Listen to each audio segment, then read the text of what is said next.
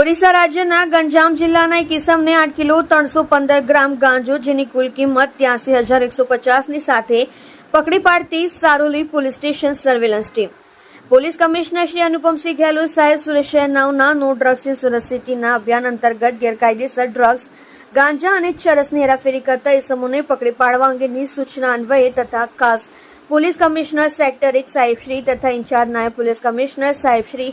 Zone 1 અને મદદનીશ police commissioner સાહેબ શ્રી બી ડિવિઝન સુરત શહેરના માર્ગદર્શન હેઠળ police inspector Shri SR Vekariya તથા બીજા સર્વેલન્સ સ્ટાફના માણસો સાથે પોલીસ સ્ટેશન વિસ્તારમાં હાજર હતા. દરમિયાન ન્યોલ ચેકપોસ્ટ ખાતે હાજર ASI રમેશભાઈ હરિભાઈ તથા પોલીસ કોન્સ્ટેબલ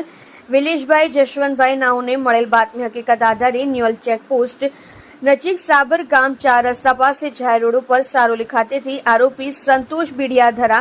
ડાકુઆ ઉંમર વર્ષ 42 રહેઠાણ મકાન નંબર 740 આવિર્ભાવ સોસાયટી ચીકુવાડી સામે પાંડીસરા સુરત મૂળ વતન ગામ કાટદોપડા પોસ્ટ ભામોચાલી થાના બુગડા જિલ્લો ગંજામ ઓરિસ્સા નાઓને માદક પદાર્થ ગાંજો જેનું કુલ વજન 8 કિલો 315 ગ્રામ જેની કુલ કિંમત 83,150ની મત્તા સાથે ઝડપી પાડી ઉપરોક્ત ગાંજો આપનાર તથા ખરીદનાર બંનેને વોન્ટેડ જાહેર કરી કાયદેસરની કાર્યવાહી કરેલ છે.